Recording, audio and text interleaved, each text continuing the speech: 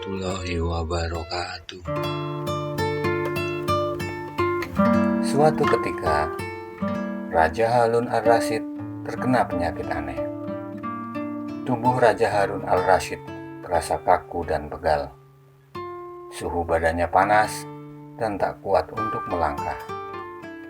Penyakitnya itu membuat Baginda Raja tidak mau makan, sehingga sakitnya semakin bertambah parah. Berbagai tabib sudah berdatangan mengobatinya, tapi tetap saja penyakit tersebut tidak mau hilang. Obat pun banyak yang sudah diminum oleh Baginda Raja, namun tetap saja hasilnya nihil. Meski demikian, Baginda Raja tidak mau menyerah. Ia berkeinginan untuk sembuh. Maka, ia pun memerintahkan pengawalnya untuk mengumumkan sebuah sayembara yang berisi, barang siapa yang bisa menyembuhkan penyakitnya, maka akan diberikan hadiah. Berita sayembara itu kemudian terdengar oleh Abu Nawas. Ia tertarik dengan sayembara ini. Maka, tidak lama kemudian ia pun memutar otak dan pergi ke istana Raja Harun al-Rasyid. Tentu saja Baginda Raja terkejut ketika melihat Abu Nawas datang hendak mengobati dirinya. "Hai Abu Nawas, setahuku kau bukan tabib. Mengapa kau ikut sayembara ini?" tanya Baginda Raja keheran. "Hehehe Tuan Raja, janganlah Anda melihat penampilanku.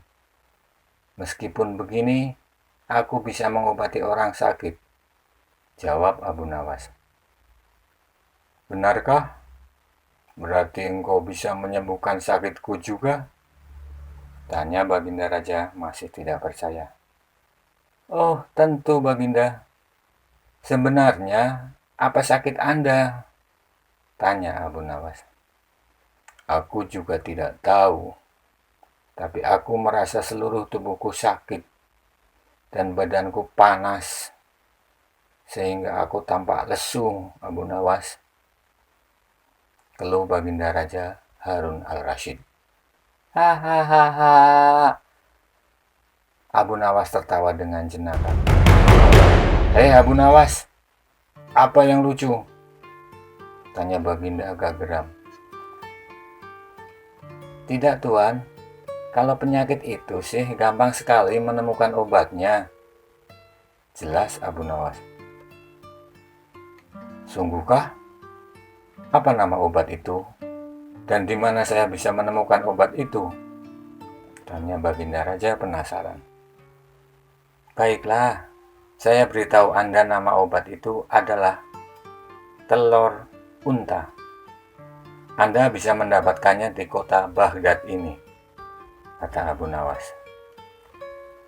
Mendengar informasi itu, Baginda Raja merasa bersemangat dan ingin segera mendapatkan telur unta tersebut.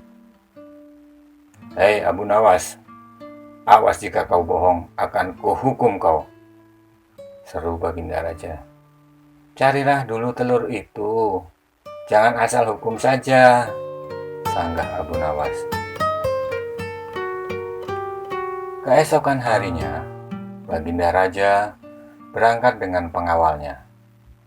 Ia memakai baju rakyat biasa karena tidak ingin diketahui bahwa ia adalah seorang raja.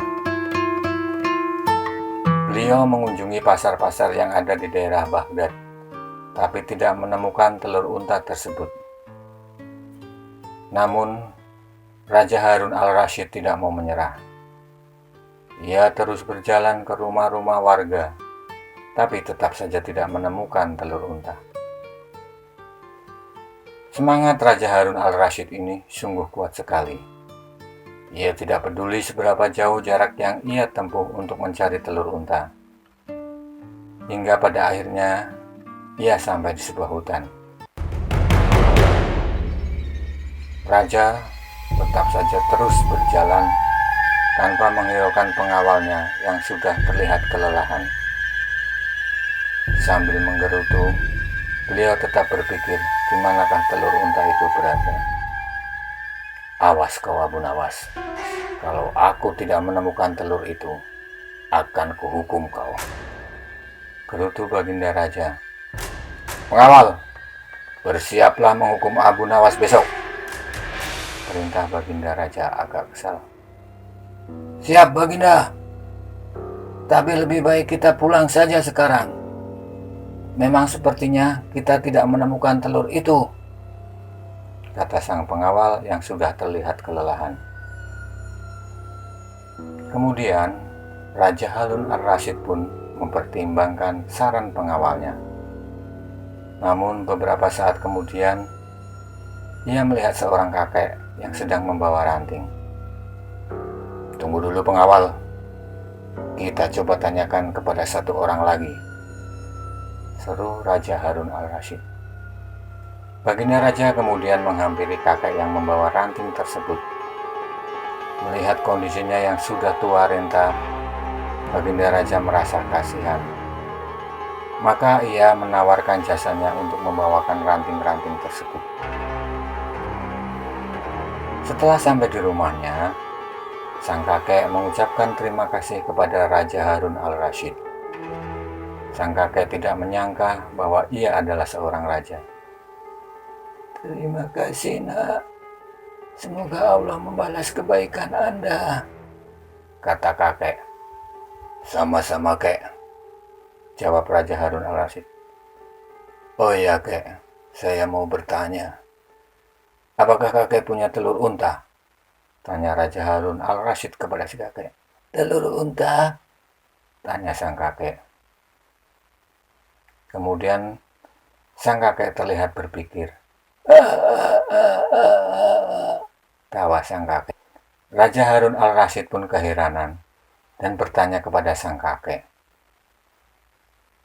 Apa saya salah kek? Bisa Anda jelaskan? Tanya Raja Harun Al-Rasyid keheranan. Nah, di dunia ini mana ada telur unta? Setiap hewan yang bertelinga itu melahirkan, bukan bertelur. Jadi, mana ada telur unta? Mendengar penjelasan dari sang kakek, membuat Baginda Raja dan pengawalnya tersentak kaget. Benar juga, mana ada telur unta? Unta adalah binatang yang melahirkan, bukan bertelur, gumam Baginda Raja. Esok harinya, sang raja dengan perasaan kesal menunggu kedatangan Abu Nawas yang telah mengerjainya. Dia terlihat mondar-mandir ke sana kemari sambil mulutnya komat kamit. Awas kau Abu Nawas, awas kau Abu Nawas, gumam Baginda Raja.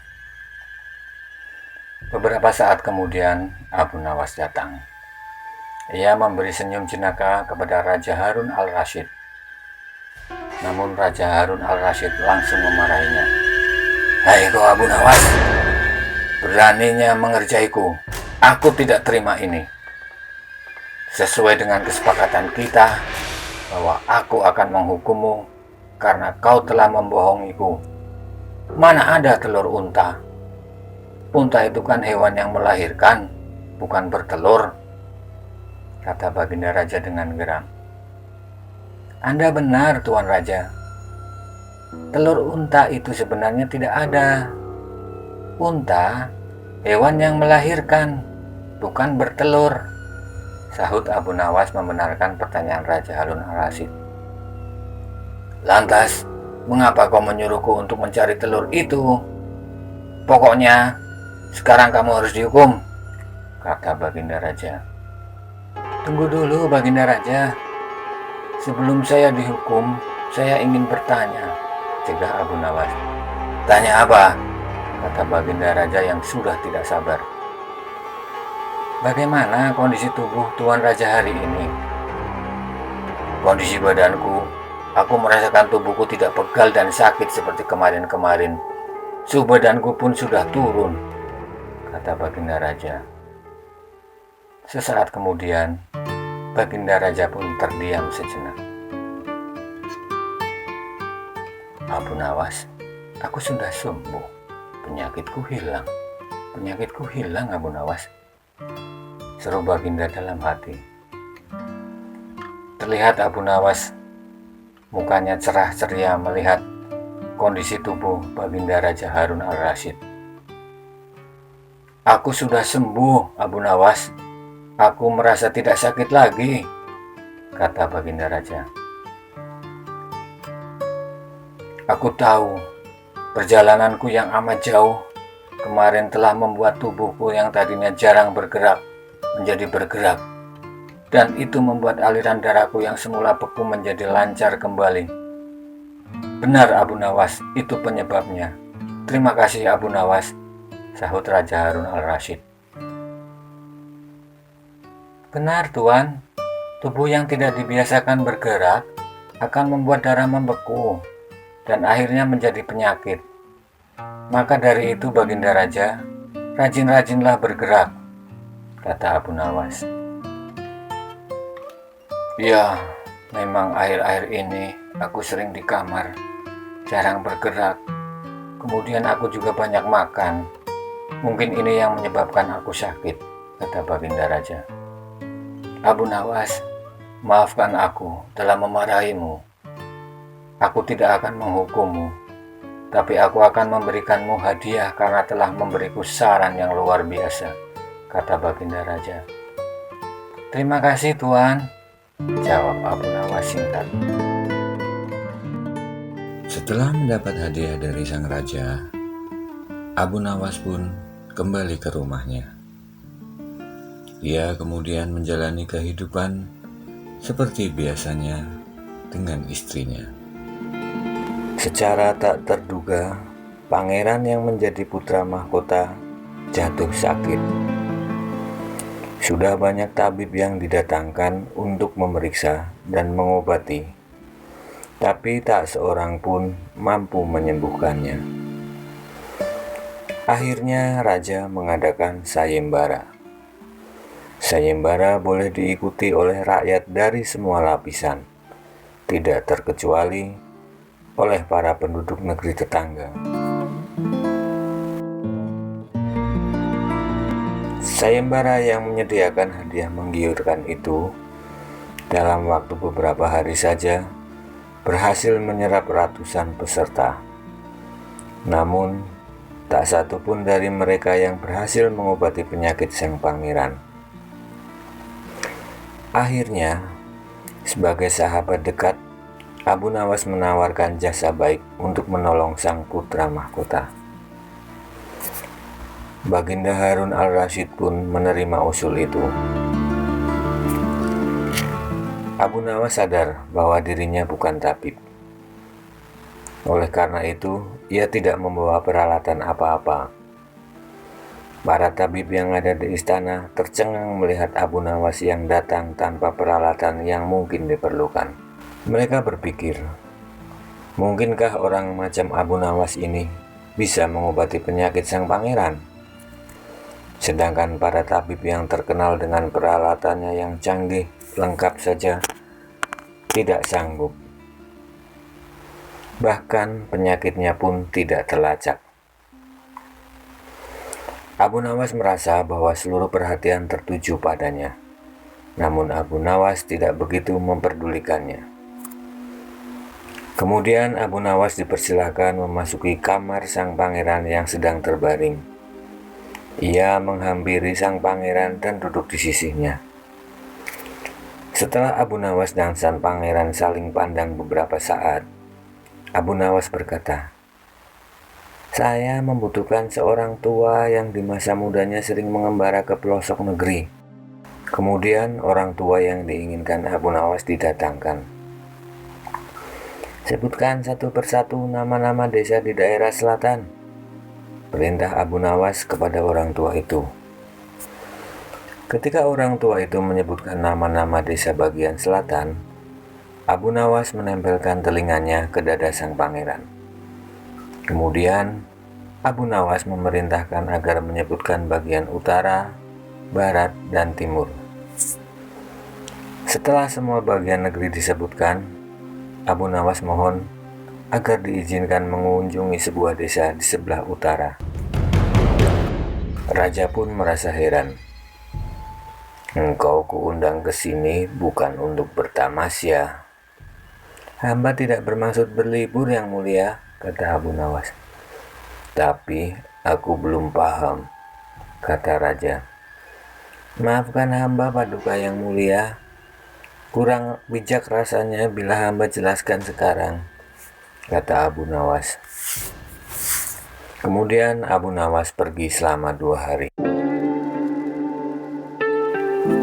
Sekembali dari desa tersebut, Abu Nawas menemui sang pangeran dan membisikkan sesuatu. Kemudian Abu Nawas menempelkan telinganya ke dada sang pangeran. Setelah itu, Abu Nawas pun menghadap sang raja. "Apakah Yang Mulia masih menginginkan sang pangeran tetap hidup?" tanya Abu Nawas. "Apa maksudmu?" Raja balas bertanya. "Sang pangeran sedang jatuh cinta pada seorang gadis desa di sebelah utara negeri ini," kata Abu Nawas menjelaskan. "Bagaimana kau tahu?" "Ketika nama-nama desa di seluruh negeri disebutkan, tiba-tiba degup jantungnya bertambah keras ketika mendengarkan nama sebuah desa di bagian utara negeri ini. Dan sang pangeran tidak berani mengutarakannya kepada Baginda." "Lalu, apa yang harus aku lakukan?" tanya raja. "Mengawinkan pangeran dengan gadis desa tersebut." "Kalau tidak?" tawar raja ragu-ragu. "Cinta itu buta. Bila kita tidak berusaha mengobati kebutaannya, maka ia akan mati." Rupanya saran Abu Nawas tidak bisa ditolak. Sang pangeran adalah putra satu-satunya yang merupakan pewaris tunggal kerajaan. Abu Nawas benar. Begitu mendengar persetujuan sang raja, sang pangeran berangsur-angsur pulih. Sebagai tanda terima kasih, raja memberi Abu Nawas sebuah cincin permata yang amat indah. Setelah mendapat hadiah dari sang raja, Abu Nawas pun kembali ke rumahnya. Ia kemudian menjalani kehidupan seperti biasanya dengan istrinya. Hingga pada suatu hari, Baginda Raja Harun al-Rasyid ingin mengalahkan Abu Nawas. Namun perangkap-perangkap yang selama ini dibuat, semua bisa diatasi dengan cara-cara yang cemerlang oleh Abu Nawas. Baginda Raja tidak putus asa. Masih ada puluhan jaring muslihat untuk menjerat Abu Nawas. Baginda Raja beserta para menteri sering mengunjungi tempat pemandian air hangat yang hanya dikunjungi para pangeran, bangsawan, dan orang-orang yang terkenal. Suatu sore yang cerah, ketika Baginda Raja beserta para menterinya berendam di kolam, beliau berkata kepada para menteri, "Aku punya akal untuk menjebak Abu Nawas." "Apakah itu, wahai Paduka Yang Mulia?" tanya salah seorang menteri. "Kalian tidak usah tahu dulu. Aku hanya menghendaki kalian datang lebih dini besok sore. Jangan lupa, datanglah besok sebelum Abu Nawas datang, karena aku akan mengundangnya untuk mandi bersama-sama kita," kata Baginda Raja memberi pengarahan. Baginda Raja memang sengaja tidak menyebutkan tipuan apa yang akan digelar besok. Abu Nawas diundang untuk mandi bersama Baginda Raja dan para menteri di pemandian air hangat yang terkenal tersebut.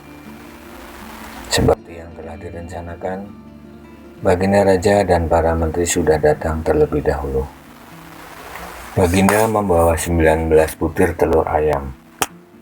18 butir dibagikan kepada para menterinya, serta 1 butir untuk dirinya sendiri. Kemudian Baginda memberi pengarahan singkat tentang apa yang telah direncanakan untuk menjebak Abu Nawas. datang, Baginda Raja beserta para menteri sudah berendam di kolam. Abu Nawas pun segera melepaskan pakaian dan langsung ikut berendam. Abu Nawas harap-harap cemas. Kira-kira permainan apa lagi yang akan dihadapi? Tiba-tiba Baginda Raja memboyarkan lamunan Abu Nawas. Beliau berkata, "Hai Abu Nawas, aku mengundangmu mandi bersama karena ingin mengajak engkau ikut dalam permainan kami." "Permainan apakah itu Paduka yang mulia?" tanya Abu Nawas belum mengerti. "Kita sekali-kali melakukan sesuatu yang secara alami hanya bisa dilakukan oleh binatang. Sebagai manusia kita mesti bisa dengan cara kita masing-masing," kata Baginda sambil tersenyum. "Hamba belum mengerti Baginda yang mulia," kata Abu Nawas agak ketakutan. "Masing-masing dari kita harus bisa bertelur seperti ayam. Dan barang siapa yang tidak bisa bertelur, maka ia harus dihukum," kata Baginda.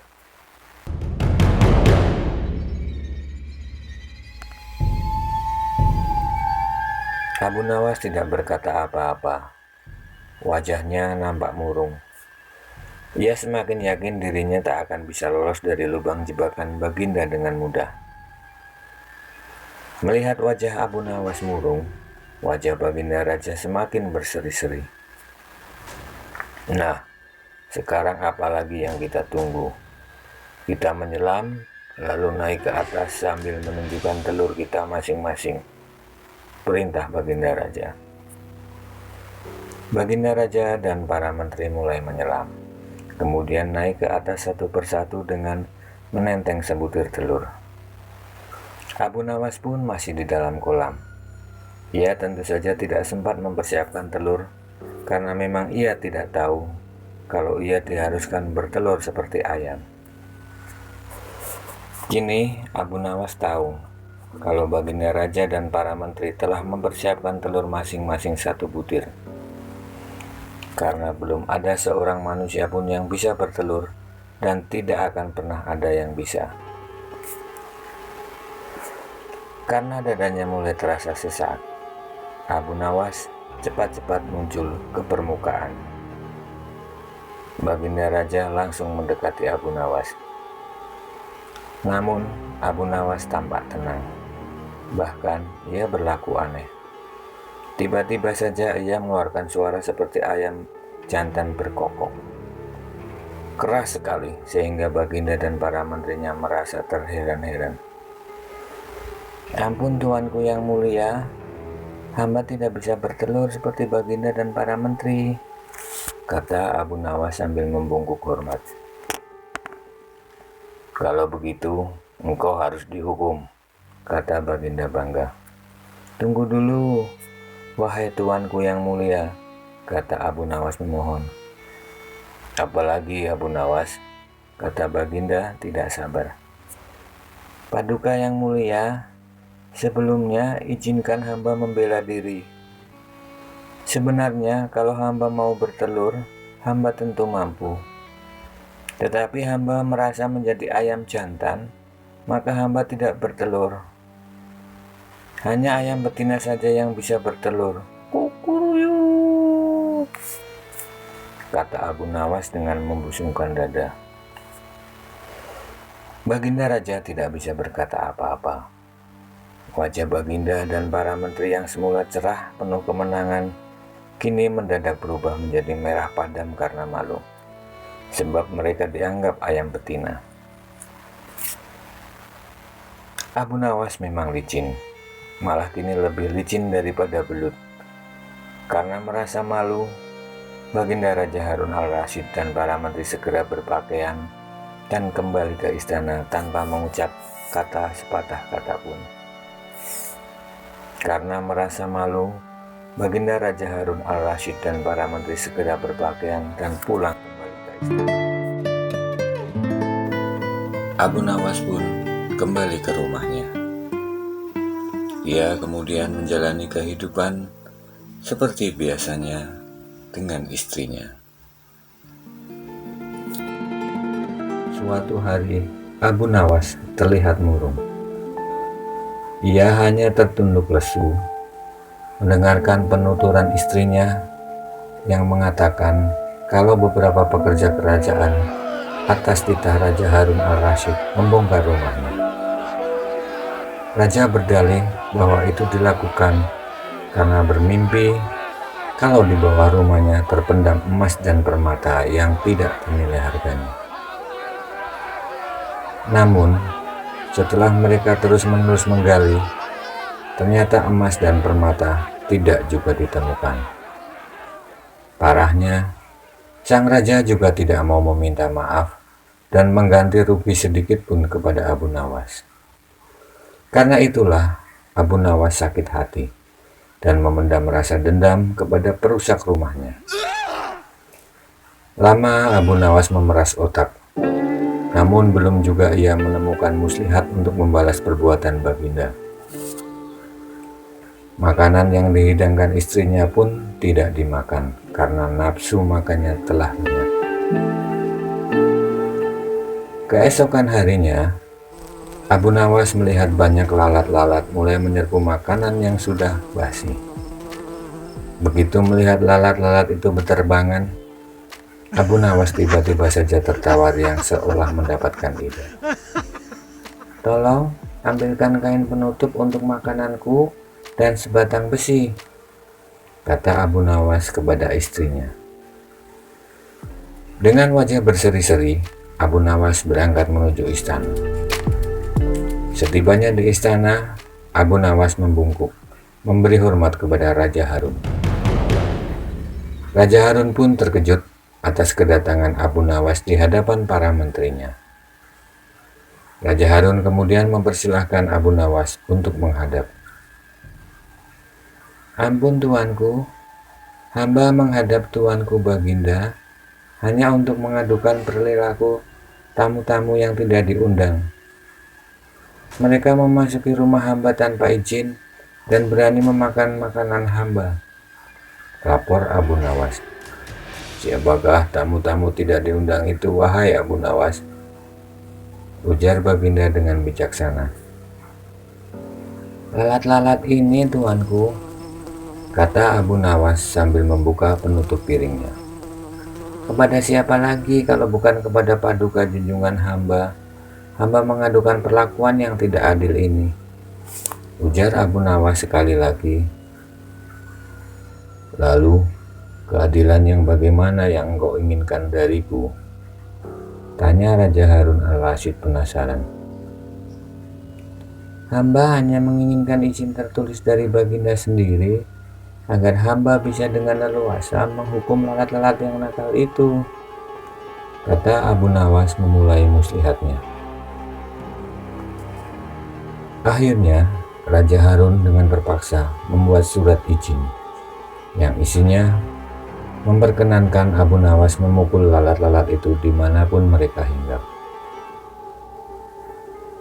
Setelah mendapat izin tertulis itu, Abu Nawas mulai mengusir lalat-lalat di piringnya hingga mereka terbang dan hinggap di sana-sini. Dengan menggunakan tongkat besi yang dibawa dari rumah, Abu Nawas mengejar dan memukuli lalat-lalat tersebut. Ketika hinggap di kaca, Abu Nawas dengan tenang dan leluasa memukul kaca itu hingga pecah. Kemudian, vas bunga nan indah milik sang raja pun terkena pukulan dan pecah berantakan. Akhirnya, hanya dalam beberapa menit, seluruh perabotan istana hancur berkeping-keping. Raja Harun pun tidak bisa berbuat apa-apa kecuali menyadari kekeliruannya yang telah dilakukan terhadap Abu Nawas dan keluarganya. Setelah merasa puas, Abu Nawas mohon diri.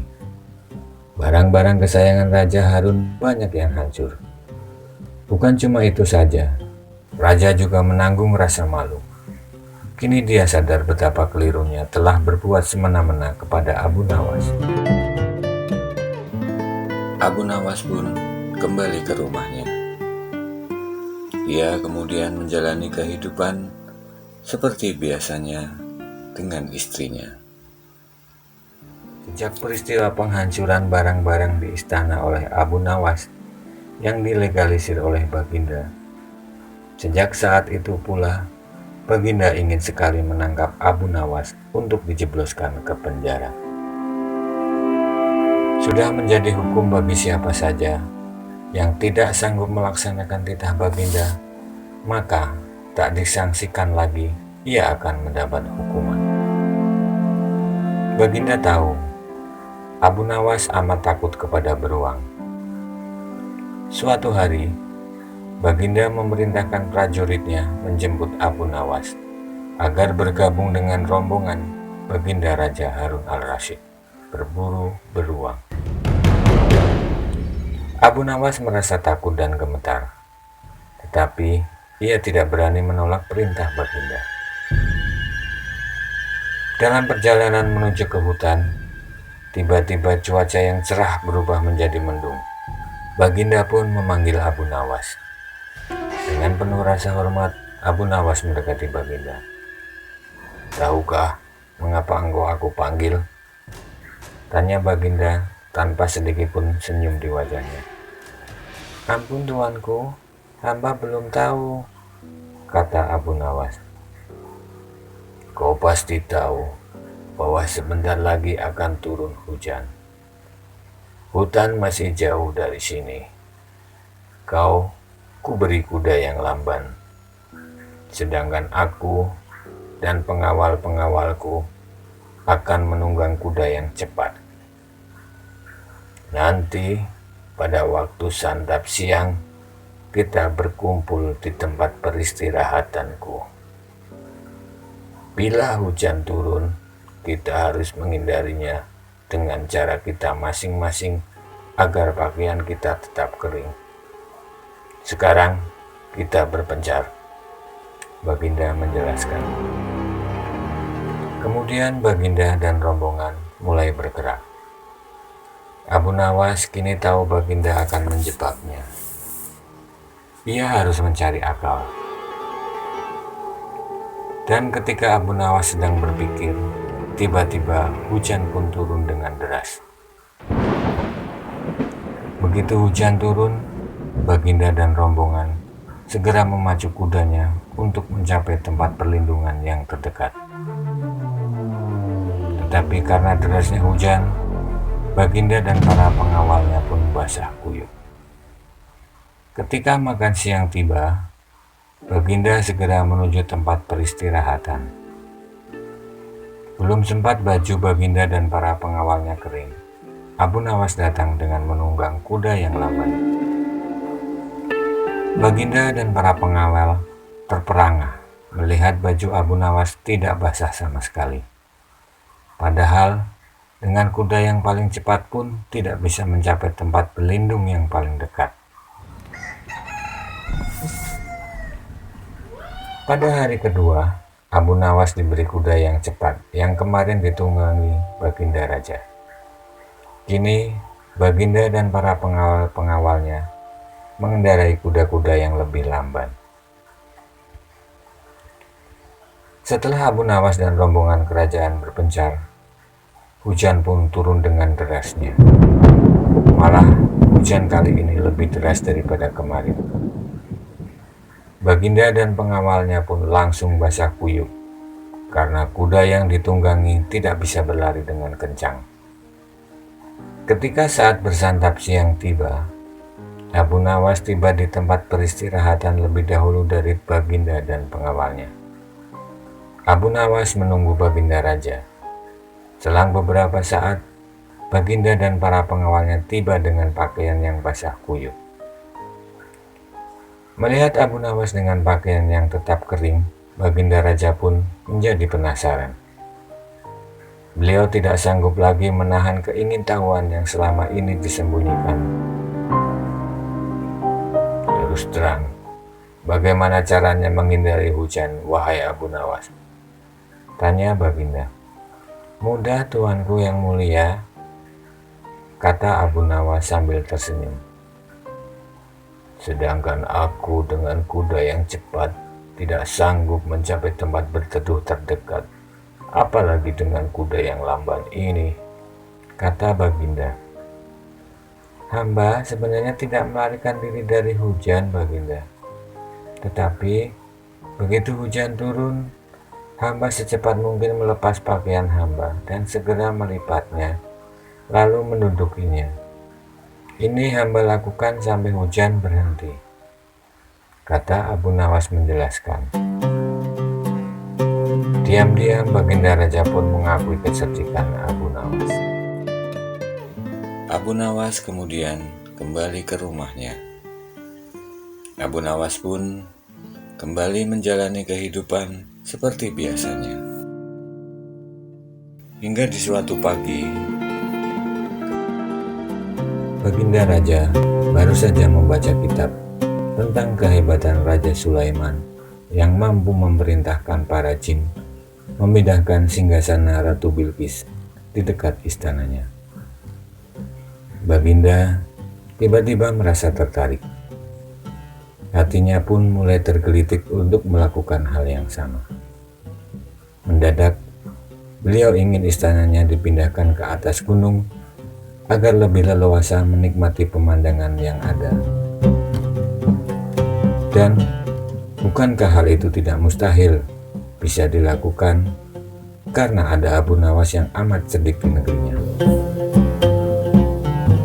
Tanpa membuang waktu, Abu Nawas segera dipanggil untuk menghadap Baginda Raja Harun al-Rasyid.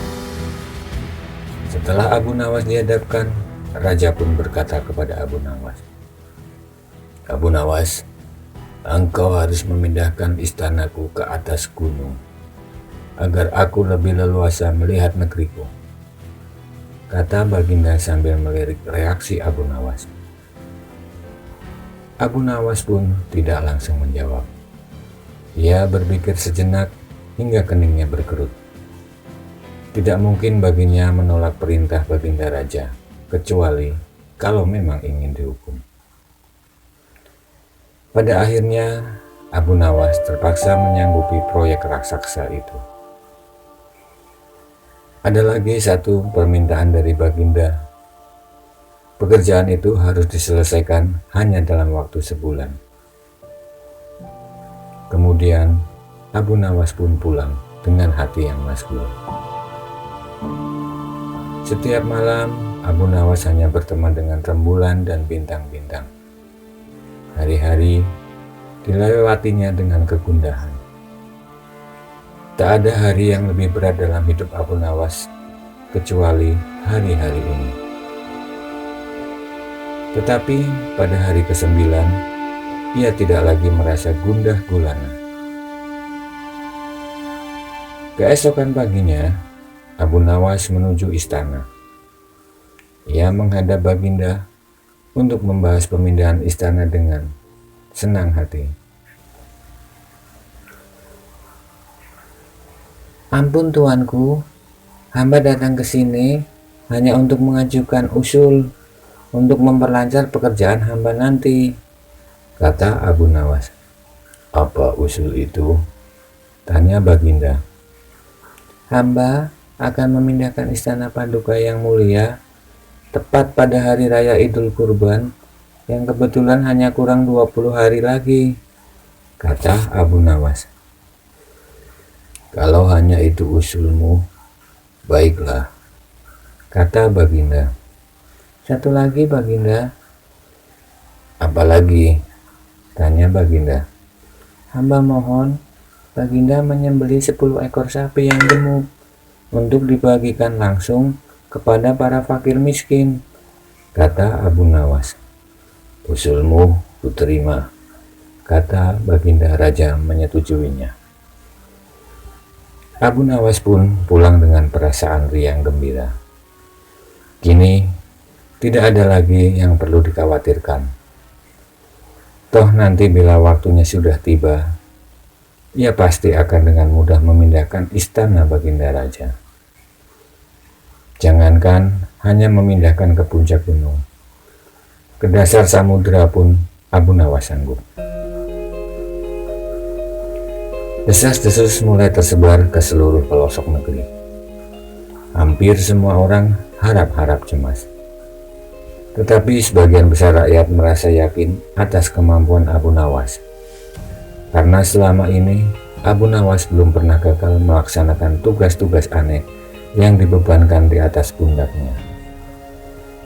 Namun, ada pula beberapa orang yang meragukan keberhasilan Abu Nawas kali ini.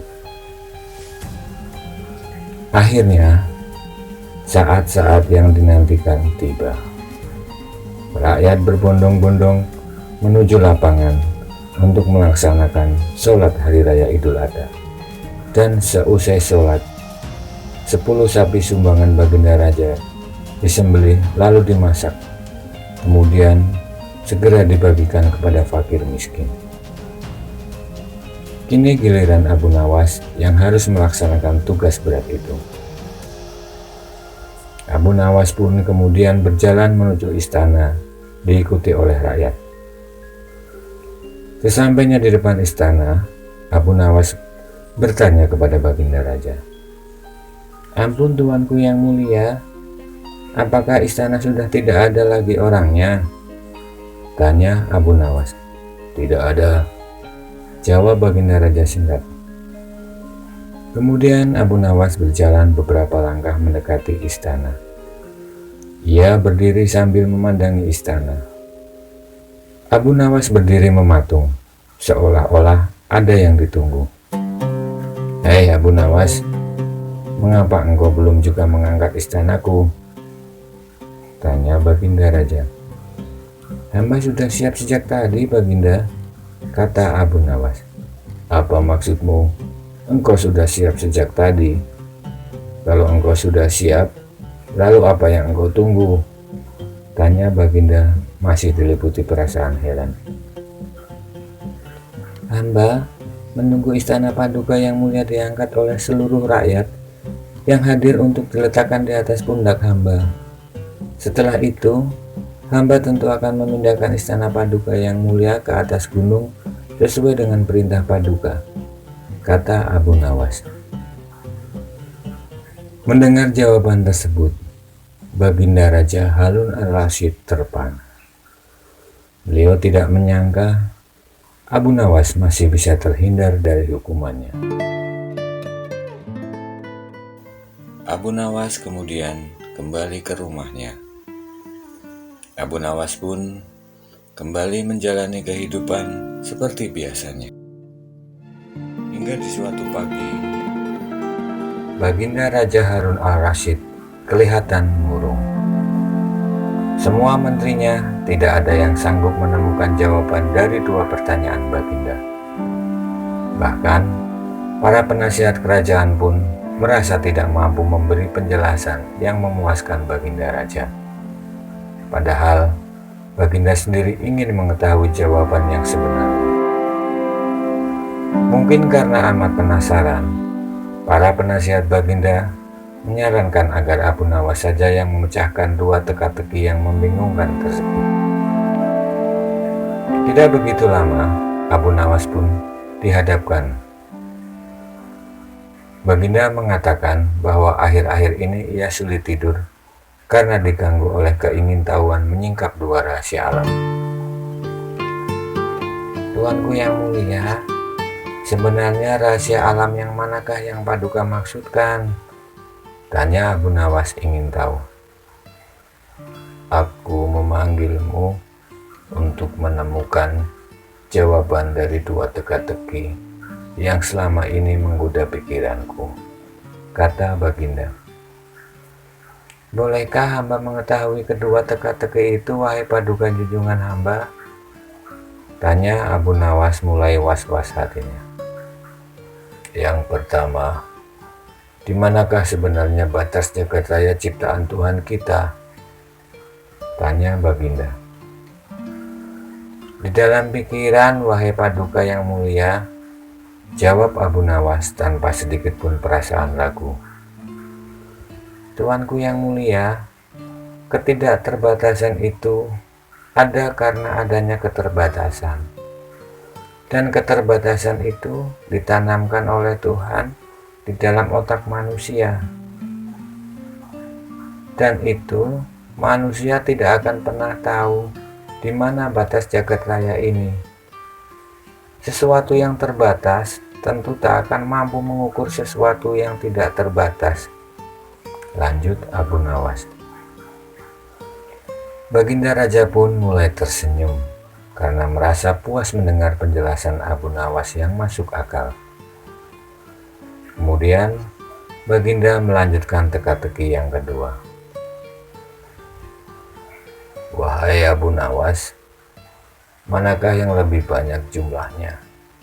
Bintang-bintang di langit ataukah ikan-ikan di laut? Tanya Baginda. Ikan-ikan di laut, jawab Abu Nawas dengan tangkas. Bagaimana kau bisa langsung memutuskan begitu? Apakah engkau pernah menghitung jumlah mereka? Tanya Baginda keheranan. Paduka yang mulia, bukankah kita semua tahu bahwa ikan-ikan itu setiap hari ditangkapi dalam jumlah yang sangat besar? Namun begitu, jumlah mereka tetap banyak, seolah-olah tidak pernah berkurang karena saking banyaknya. Sementara, bintang-bintang itu tidak pernah rontok, jumlah mereka juga banyak. Jawab Abu Nawas meyakinkan. Seketika itu juga, rasa penasaran yang selama ini menghantui Baginda sirna tak berbekas.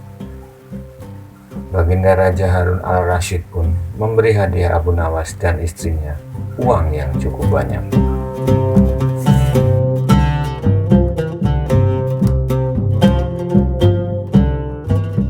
Wassalamualaikum warahmatullahi wabarakatuh.